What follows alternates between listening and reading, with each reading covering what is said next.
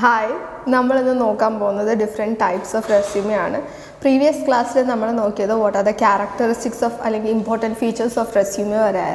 So, we will be dealing with the different types of resume in this class. So, basically, it is completely dependent upon our career and our work experience. We professional life in a base the type of resumes choose or to some extent we choose resumes based on our skills and our capabilities, achievements, etc. So let's look at what are the different types of resume available. So the first one is a chronological resume. So chronological resume is considered as the important and yet the favorite resume of the employer, because one employer എപ്പോഴും ഏറ്റവും കൂടുതൽ നോക്കുന്ന ഒരു കാര്യം എന്ന് പറഞ്ഞു കഴിഞ്ഞാൽ it is the candidate's work experience. So basically chronological resume is a kind of resume that highlights the work experience of the candidate, and it is something that the employer looks up for. So it is one of the most used and most popular kind of resume ആണ്. കാരണം നമ്മൾക്കൊരു ജോലി കിട്ടണമെന്നുണ്ടെങ്കിൽ നമ്മൾ ഏറ്റവും കൂടുതൽ ആളുകൾ ചോദിക്കുന്ന ഒരു കാര്യം എന്ന് പറഞ്ഞു കഴിഞ്ഞാൽ it is about our work experience. And ഒരു ക്രോണോളജിക്കൽ റെസ്യൂമെ എന്ന് പറയുന്നത് ഏറ്റവും കൂടുതൽ ഹൈലൈറ്റ് ചെയ്യുന്നതും വർക്ക് എക്സ്പീരിയൻസിനെ തന്നെയാണ്. And it also highlights your educational qualification as well as your achievements and awards. അവിടെ ബാക്കി എല്ലാ കാര്യങ്ങളും സെക്കൻഡറി ആണ്. It is not that they are not important, it is that they are secondary compared to your work experience. So basically a chronological resume includes your personal details just like every other resume. It contains your name, your address, your contact number and your email ID. Then there is a short description about yourself that is known as the professional summary or profile summary, where the candidate talks about his or her experiences in the job or what he or she would be doing if she or he gets through the interview. ഒരു interview കഴിഞ്ഞ ശേഷം അവർ എങ്ങനെയായിരിക്കും അല്ലെങ്കിൽ എന്തായിരിക്കും ഒരു ജോബിൽ കയറി കഴിഞ്ഞ് കഴിഞ്ഞാൽ ചെയ്യാൻ പോകുന്നത് എന്നുള്ള കാര്യങ്ങളാണ് ഒരു പ്രൊഫഷണൽ സമ്മറി അല്ലെങ്കിൽ ഒരു പ്രൊഫൈൽ സമ്മറിയിൽ നമ്മൾ ഇൻക്ലൂഡ് ചെയ്യാൻ പോകുന്നത്. പിന്നെ വരുന്ന ഒരു കാര്യമാണ് your work experience. So basically the most of the portion of the paper is taken by the work experience section in a chronological resume. Chronological resume ചെയ്യുമ്പോൾ ഏറ്റവും കൂടുതൽ സ്പേസ് എടുക്കുന്ന ഒരു പാർട്ട് എന്ന് പറഞ്ഞു കഴിഞ്ഞാൽ it is work experience column, where we write our work experience in reverse chronological order. കാരണം chronological ഇത് ഹൈലൈറ്റ് ചെയ്യുന്നത് നമ്മളുടെ വർക്ക് എക്സ്പീരിയൻസിനെയാണ്. And it shows the duration of your work in a particular industry or organisation. So എപ്പോഴും chronological റെസ്യൂമേൽ നമ്മൾ reverse chronological ഓർഡറിലായിരിക്കും work experiences എഴുതുന്നത്. അതായത് നമ്മൾ ഏറ്റവും റീസെൻ്റായിട്ട് വർക്ക് ചെയ്തതിനെ ഫസ്റ്റും ഏറ്റവും ഫസ്റ്റ് വർക്ക് ചെയ്തതിനെ ലാസ്റ്റുമായിട്ടാണ് നമ്മൾ എഴുതുന്നത് ഓ മെൻഷൻ ചെയ്യുന്നത്. Then you can also highlight the achievements of yours during your professional time. So suppose if you are somebody who has a great professional background as well as many achievements, then you can choose a chronological resume as it also highlights your accomplishments and awards. എപ്പോഴും ഒരു reverse chronological ഓർഡറിൽ ഒരു chronological റെസ്യൂമേൽ എടുത്ത് നോക്കിക്കഴിഞ്ഞാൽ work എക്സ്പീരിയൻസിനെയും അതുപോലെ തന്നെ നിങ്ങൾക്ക് കിട്ടിയിരിക്കുന്ന അക്കംപ്ലിഷ്മെൻറ്റ്സിനെയൊക്കെയാണ് ഹൈലൈറ്റ് ചെയ്യുന്നത്. സോ നിങ്ങളുടെ പ്രൊഫഷണൽ ലൈഫ് വളരെ സക്സസ്ഫുൾ ആയിട്ടുള്ള ഒരാളാണെങ്കിൽ then you can definitely choose a chronological resume.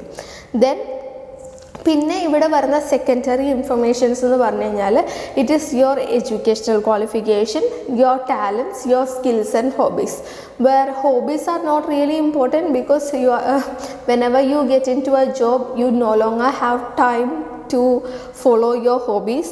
So hobbies എന്ന് പറയുന്നത് അത്ര ഇമ്പോർട്ടൻ്റ് അല്ല. Then you can also include references which is the list of person who you trust, and it can be someone from your previous workspace. എപ്പോഴും നമ്മൾ കൊടുക്കുമ്പോൾ നമ്മൾ last work ചെയ്ത സ്ഥലത്തെ ഏറ്റവും ഹയർ അതോറിറ്റിയുടെ ഫോൺ നമ്പറും ഇമെയിൽ ഐ ഡിയും പേരും എല്ലാമാണ് കൊടുക്കാറ് റെഫറൻസ് ആയിട്ട്. ദെൻ എന്താണ് ക്രൊണോളജിക്കൽ റെസ്യൂമയുടെ അഡ്വാൻറ്റേജ്? സോ ക്രൊണോളജിക്കൽ റെസ്യൂമെ എന്ന് പറഞ്ഞു കഴിഞ്ഞാൽ ഏറ്റവും കൂടുതൽ പ്രിഫറബിൾ ആയിട്ടുള്ളൊരു റെസ്യൂമെയാണ്. കാരണം നമ്മളുടെ ഒരു പ്രൊഫഷണൽ ലൈഫിൽ നമുക്ക് എല്ലാവർക്കും വേണ്ട ഒരു കാര്യമാണ് പ്രൊഫഷണൽ എക്സ്പീരിയൻസ്.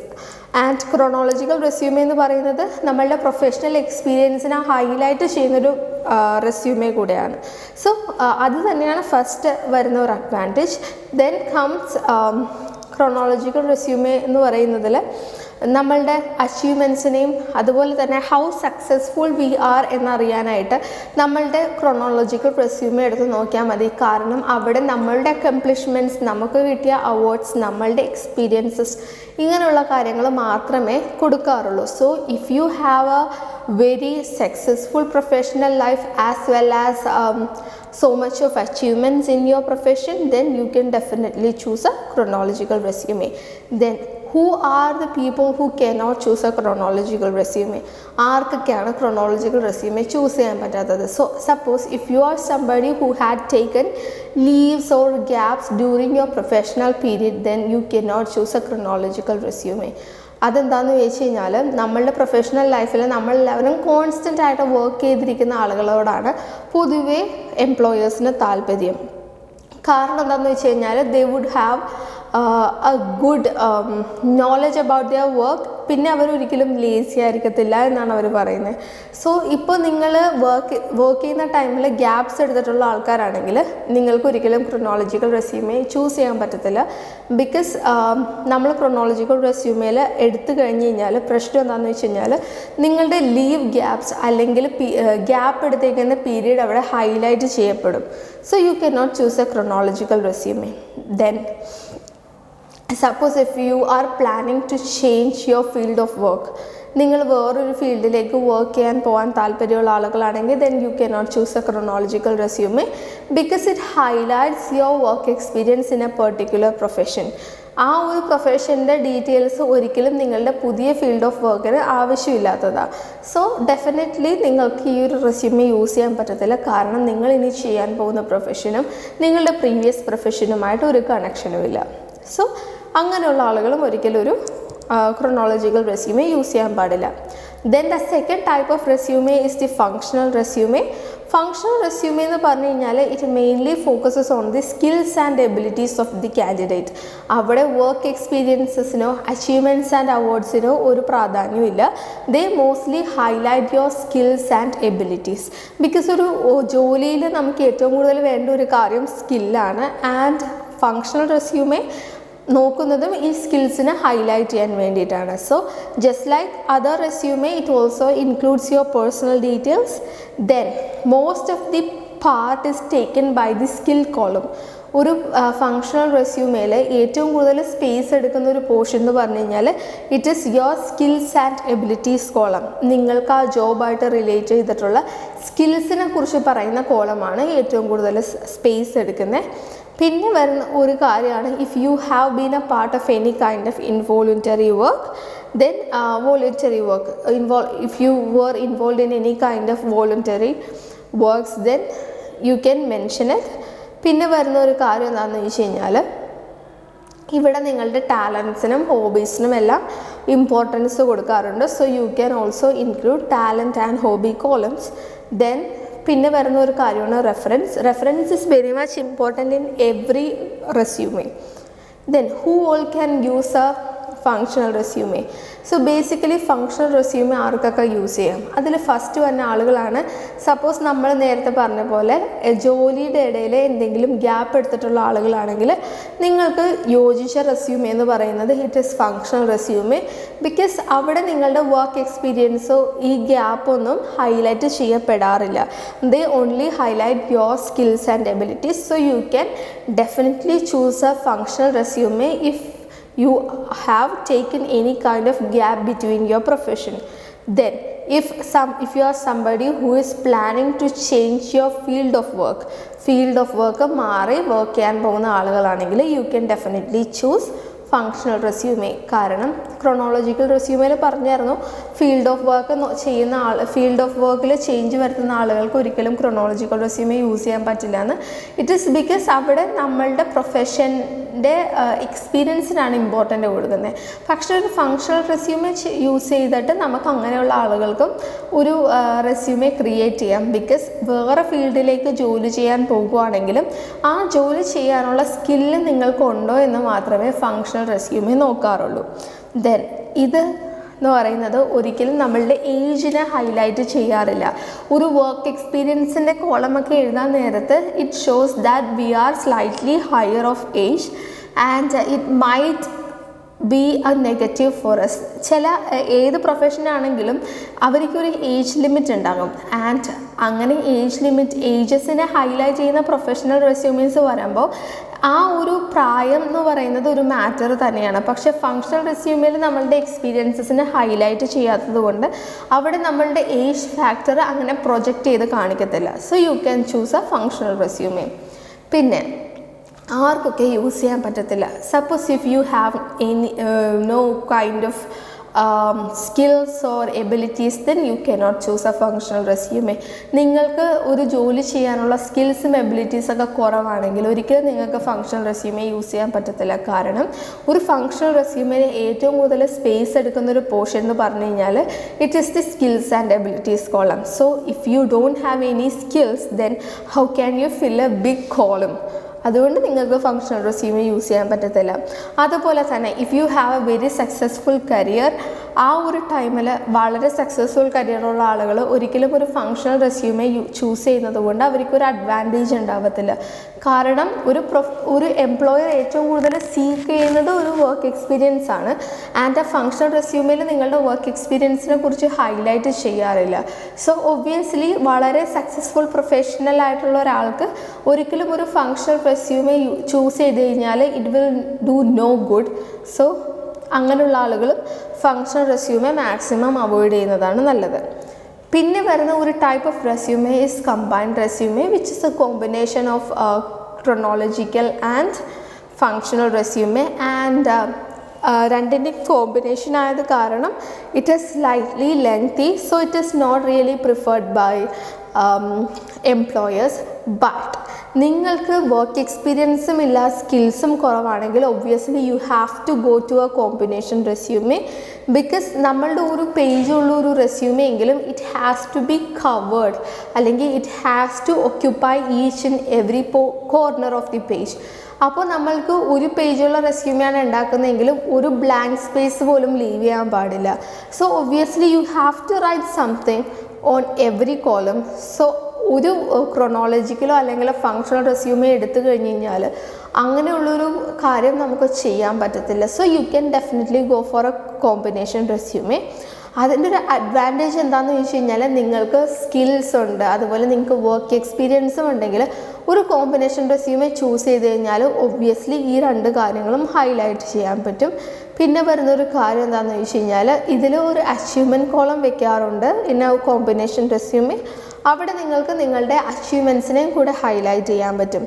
പിന്നെ if you want to impress your employer by showing out your strength and weaknesses or strength and experiences, you can definitely choose a combined resume. കാരണം ക്രോണോളജിക്കൽ റെസ്യൂമിലാണെങ്കിൽ വർക്ക് എക്സ്പീരിയൻസിനെയും ഫങ്ഷണൽ റെസ്യൂമിലാണെങ്കിൽ സ്കിൽസിനെ മാത്രമേ highlight ചെയ്യാറുള്ളൂ.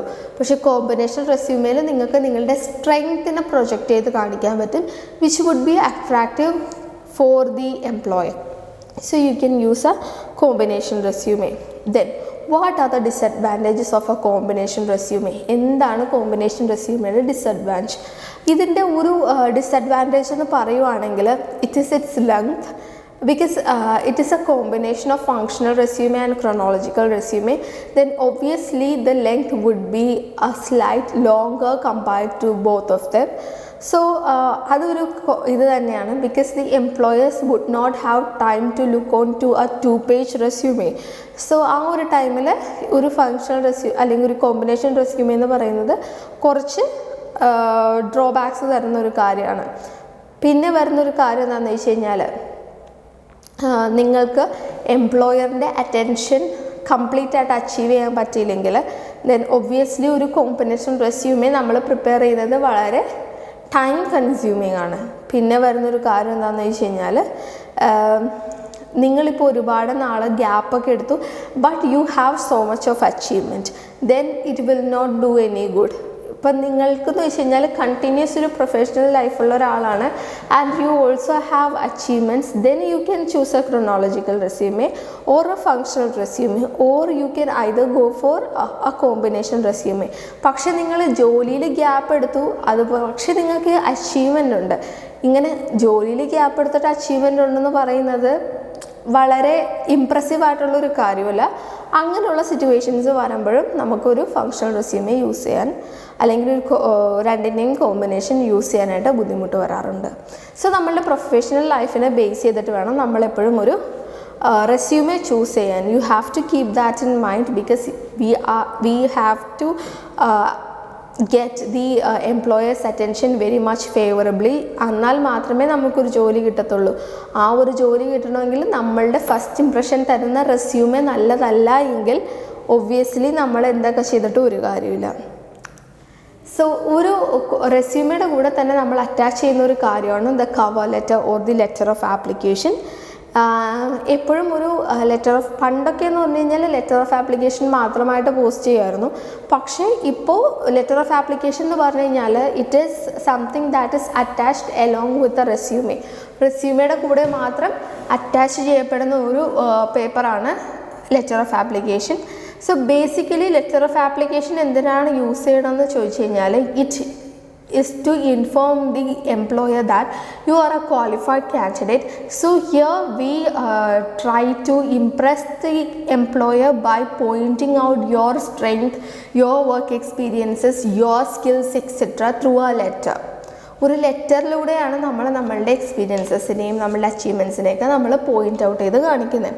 So what are the things that you have to include in a letter of application? And the first one is a greeting. Obviously we have to greet. It is also known as salutation. You can use dear sir or ma'am as a salutation. Then comes the introduction paragraph where we introduce ourselves and we also mention the post that we are applying for along with the source from which you got this information. ഈ ഒരു വേക്കൻസിയിലേക്ക് ഇങ്ങനെ ഒരു post ഉണ്ടെന്ന്, അല്ലെങ്കിൽ ഈ ഒരു പോസ്റ്റിലേക്ക് vacancy ഉണ്ടെന്ന് നിങ്ങൾ എങ്ങനെയാണ് അറിഞ്ഞതെന്നുള്ളതിൻ്റെ സോഴ്സും കൂടെ നമ്മളവിടെ മെൻഷൻ ചെയ്യണം. Then in the body paragraph you have to discuss your relevant qualifications that makes you the best candidate. എന്തൊക്കെ ക്വാളിഫിക്കേഷൻസ് ആണ് നിങ്ങൾക്ക് ഈ ജോലി കിട്ടാനായിട്ടുള്ളത്, ഇതാണ് നമ്മൾ ബോഡി പാരഗ്രാഫിൽ എഴുതുന്നത്.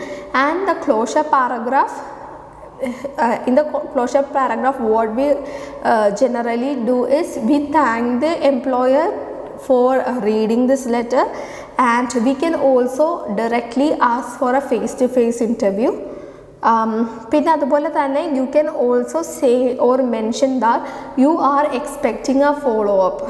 ഈ ഒരു മാറ്ററിനെ ബേസ് ചെയ്തിട്ട് ഒരു ഫോളോ അപ്പ് നിങ്ങൾ എക്സ്പെക്റ്റ് ചെയ്യുന്നുണ്ട് എന്ന് നിങ്ങൾക്ക് അവിടെ എഴുതാം in the closure paragraph. Then comes to the ending of the letter where we include your signature and signature line. സിഗ്നേച്ചറും ഇടും. അതിനു മുന്നേ നമ്മളൊരു കോംപ്ലിമെൻ്ററി ക്ലോസ് കൊടുക്കാറുണ്ട്, sincerely or faithfully.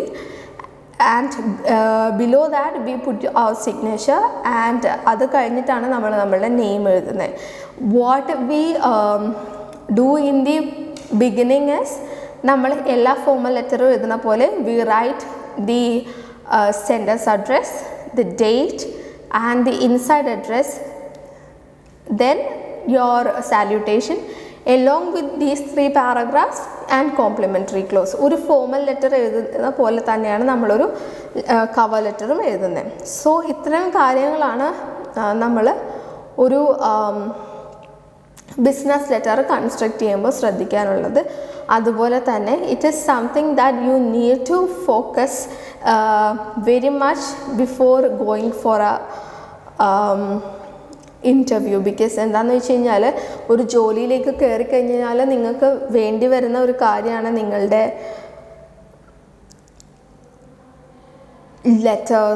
Letter writing skills, അതുപോലെ തന്നെ നിങ്ങളുടെ കമ്മ്യൂണിക്കേഷൻ പാർട്ടൊക്കെ. So you have to be bit careful about all these things. പിന്നെ നമ്മൾക്ക് ഡിസ്കസ് ചെയ്യാനുള്ളൊരു മാറ്റർ എന്ന് പറഞ്ഞു കഴിഞ്ഞാൽ it is the notices. Notice എന്ന് പറയുമ്പോൾ basically we write notices to inform people about a certain function or about public news. കാരണം നമ്മൾക്ക് എല്ലാവരും ഇത് അറിയണമെന്ന് നിർബന്ധമുള്ളത് കാരണം പബ്ലിക്കലി നമ്മൾ റിലീസ് ചെയ്യുന്ന ഒരു കാര്യമാണ് നോട്ടീസസ് എന്ന് പറഞ്ഞു കഴിഞ്ഞാൽ. So basically it includes the issue ചെയ്ത ആളുടെ അഡ്രസ്സാണ് ടോപ്പ് മോസ്റ്റ് ആയിട്ട് വരുന്നത്. If it is issued by an institution then the title would be the name of the institution. And പിന്നെ വരുന്ന ഒരു കാര്യം എന്ന് പറഞ്ഞു കഴിഞ്ഞാൽ it is the title heading notice എന്ന് പറഞ്ഞ ഹെഡിങ് നമ്മൾ കൊടുക്കാറുണ്ട്. ആൻഡ് ദെൻ പിന്നെ വരുന്ന ഒരു കാര്യം എന്താണെന്ന് ചോദിച്ചു കഴിഞ്ഞാൽ ദി പ്രോഗ്രാം ടൈറ്റിൽ. എപ്പോഴും ഇഷ്യൂ ചെയ്ത ടൈറ്റിൽ, ദെൻ നോട്ടീസ്, ദെൻ പ്രോഗ്രാമിൻ്റെ ടൈറ്റിൽ എന്ന് പറയുമ്പോൾ if it is an annual day function then you can write it as annual day celebration എന്ന് കൊടുക്കും. അല്ലെങ്കിൽ we write it as what ever the programme is, then ആ പ്രോഗ്രാമിൻ്റെ പേരാണ് subheading ആയിട്ട് വരുന്നത്. Issuer's address or issuer's name first, then the title notice, then comes the heading, and below that on the left side or towards the left margin we write the date നമ്മൾ left മാർജിനിലായിടുന്നത്. then we usually write or we generally write a notice in one paragraph, not more than one paragraph, because it is just a condensed form of information. So we try to include every details in one paragraph. So എന്തൊക്കെ കാര്യങ്ങളാണ് include ചെയ്തേക്കണമെന്ന് വെച്ച് കഴിഞ്ഞാൽ it generally includes the programme details, what the programme is, അതാണ് നമ്മൾ first കൊടുക്കുന്നത്. Then comes the date of the programme or date of the event, എപ്പോഴാണ് പ്രോഗ്രാമിൻ്റെ ഡേറ്റ്, ദെൻ ദ ടൈം, എത്ര മണിക്കാണ് പ്രോഗ്രാം തുടങ്ങുന്നത്, and where is the venue, എവിടെയാണ് programme നടത്തുന്നത്.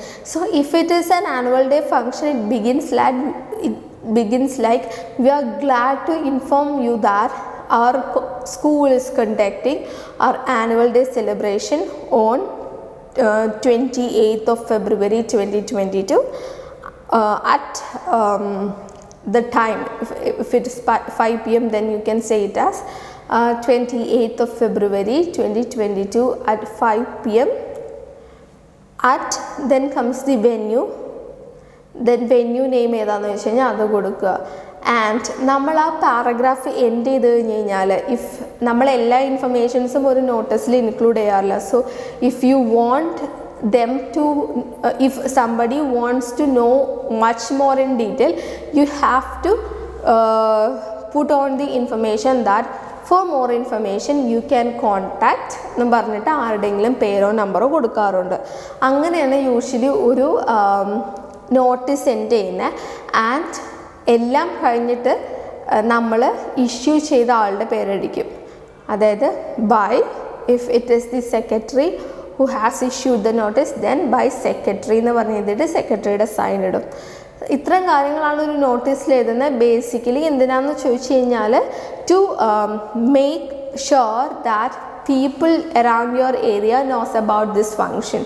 പബ്ലിക്കിന് അറിയാൻ വേണ്ടിയിട്ടാണ് നമ്മളെപ്പോഴും നോട്ടീസ് അടിച്ചിറക്കുന്നത്. And what are the things that are included എന്ന് പറയുമ്പോൾ name of the issuing organisation, അതിപ്പോൾ സ്കൂളാണെങ്കിൽ സ്കൂളിൻ്റെ പേര്, കോളേജ് ആണെങ്കിൽ കോളേജിൻ്റെ പേര്. Then comes title, that is notice എന്നാണ് ടൈറ്റിൽ കൊടുക്കുന്നത്. Then heading of the programme, annual day celebration ആണെങ്കിൽ ആനുവൽ ഡേ സെലിബ്രേഷൻ എന്ന് കൊടുക്കുക. Then below that towards the left margin put on the date. Then you can right the body paragraphs and who issued the notice, ആരാണ് issue ചെയ്തതെന്ന് വെച്ച് കഴിഞ്ഞാൽ അയാളുടെ പേരും കൂടെ നമ്മൾക്ക് അവിടെ റൈറ്റേഴ്സ് നെയിമായിട്ട് കൊടുക്കാം. സോ ഇത്രയും കാര്യങ്ങളാണ് ഒരു നോട്ടീസിൽ നമ്മൾ ബേസിക്കലി ഇൻക്ലൂഡ് ചെയ്യാറുള്ളത്. ദെൻ പിന്നെ വരുന്ന ഒരു കാര്യമാണ് agendas and minutes of the meeting. So basically agendas and minutes എന്ന് പറയുന്നത് ഇപ്പോൾ ഒരു നോട്ടീസ് അടിച്ചിറക്കി നമ്മളൊരു ആനുവൽ മീറ്റിംഗ് കണ്ടക്ട് ചെയ്യാനായിട്ട് പോവുകയാണ്. ആൻഡ് അവിടെ എന്ന് പറയുമ്പോൾ ഒരു മീറ്റിംഗ് കണ്ടക്ട് ചെയ്യുന്നതിന് മുന്നേ we prepare the things that we have to discuss during ആ മീറ്റിംഗ്. ഒരു മീറ്റിങ്ങിന് വേണ്ട കാര്യങ്ങൾ, എന്തൊക്കെ കാര്യങ്ങളാണ് ആ മീറ്റിങ്ങിൽ ഡിസ്കസ് ചെയ്യേണ്ടതെന്ന് നമ്മൾ പോയിൻ്റ് ഔട്ട് ചെയ്ത് വെക്കാറുണ്ട്. And that collection of point is known as agenda. Agenda എന്ന് പറഞ്ഞു കഴിഞ്ഞാൽ it is the list of things that we need to discuss during the time of meeting. So basically agenda functions as a road map of ആ meeting. ഒരു മീറ്റിങ്ങിൽ എന്തൊക്കെ കാര്യങ്ങൾ discuss ചെയ്യണം എന്ന് മനസ്സിലാക്കി കൊടുക്കാനായിട്ട് നമ്മൾ യൂസ് ചെയ്യുന്ന ഒരു പേപ്പർ അല്ലെങ്കിൽ ഒരു കളക്ഷൻ ഓഫ് പോയിൻറ്റ്സിനെയാണ് നമ്മൾ അജൻഡ എന്ന് പറയുന്നത്. സോ ഇതെന്ന് പറഞ്ഞു കഴിഞ്ഞാൽ ഒരു മീറ്റിങ്ങിനെ എപ്പോഴും ട്രാക്കിൽ വെക്കാനായിട്ട് ഹെൽപ്പ് ചെയ്യും. സോ ബേസിക്കലി ഒരു ഹ്യൂമൻ ടെൻഡൻസി എന്ന് പറഞ്ഞു കഴിഞ്ഞാൽ നമ്മൾക്കുള്ളത് റിലേറ്റബിൾ ആയിട്ടുള്ള കാര്യങ്ങളെ നമ്മൾ ഒരുമിച്ച് ഡിസ്കസ് ചെയ്യാൻ നോക്കും. And it is something very irrelevant. So ആ ഒരു സിറ്റുവേഷൻ അവോയ്ഡ് ചെയ്യാനായിട്ടാണ് ഒരു ഒഫീഷ്യൽ മീറ്റിംഗ് ഒക്കെ കൂടുന്നതിന് മുന്നേ we prepare an agenda so that we will be able to keep the meeting on track. അപ്പോൾ ആ ഒരു ലിസ്റ്റിനെ വെച്ചിട്ടായിരിക്കും നമ്മളെപ്പോഴും ഒരു മീറ്റിംഗ് കണ്ടക്ട് ചെയ്യുക. And during that meeting an authorised person would be taking down the important points. ആ ഒരു പോയിൻറ്റ്സ് ഒക്കെ എഴുതി വയ്ക്കുന്ന റെക്കോർഡിനെയാണ് നമ്മൾ മിനിറ്റ്സ് എന്ന് പറയുന്നത്. So minutes basically includes the kind of outcomes that we have discussed. അജൻഡേനെ ഡിസ്കസ് ചെയ്ത് നമ്മൾ മീറ്റിങ്ങിൽ പറഞ്ഞ കാര്യങ്ങളുടെ ഔട്ട്കംസിനെയാണ് നമ്മൾ മിനിറ്റ്സിൽ ഇൻക്ലൂഡ് ചെയ്യുന്നത്. So basically it includes the outcomes or it mentions the outcomes of a particular meeting and what are the decisions taken, where is the next meeting, who all are present in the meeting എന്നൊക്കെ പറയുന്നത് basically ഒരു മിനിറ്റിൽ നമ്മൾ include ചെയ്യാറുണ്ട്. So minutes എന്ന് പറയാൻ നേരത്ത് അവിടെ നമ്മൾ എവിടെയാണ് മീറ്റിംഗ് കണ്ടക്ട് ചെയ്തത്, ആരൊക്കെയാണ് മീറ്റിങ്ങിൽ ഉണ്ടായത്. സോ പ്രസൻറ്റ് എന്ന് പറഞ്ഞിട്ട് നമ്മൾ മീറ്റിങ്ങിന് വന്ന ആളുകളുടെ ലിസ്റ്റ് എഴുതും. ദെൻ അപ്പോളജീസ് എന്ന് പറഞ്ഞിട്ട് നമ്മൾ മീറ്റിങ്ങിൽ വരാൻ പറ്റാതെ നമ്മളെ ഇൻഫോം ചെയ്ത ആളുകളുടെ ലിസ്റ്റ് എഴുതും. Then comes the absentees where നമ്മൾ ഇൻവൈറ്റ് ചെയ്തിട്ടും വരാത്ത ആളുകളുടെ പേരാണ് നമ്മൾ ആബ്സെൻറ്റീസിൽ കൊടുക്കുന്നത്. ആൻഡ് ഇതൊക്കെ കഴിഞ്ഞിട്ട് ഔട്ട്കംസിനെ കുറിച്ച് എഴുതി ആരാണ് ഈ ഒരു കാര്യം പ്രപ്പോസ് ചെയ്തത്, അതിനെ സപ്പോർട്ട് ചെയ്തത് ആരാണ്, ഇതൊക്കെ കഴിഞ്ഞിട്ട് നമ്മൾ എഴുതുന്നതാണ് what are the decisions taken by the people by attending the meeting, എന്താണ് നമ്മൾ തീരുമാനിച്ച കാര്യം. Then towards the end what we write is the informations about the next meeting എവിടെയാണ് നടക്കാൻ പോകുന്നത്, എത്ര മണിക്കാണ് നടക്കാൻ പോകുന്നത്. ഇത്രയും കാര്യങ്ങളാണ് ബേസിക്കലി നമ്മളൊരു മിനിറ്റിൽ ഇൻക്ലൂഡ് ചെയ്യുന്നത്.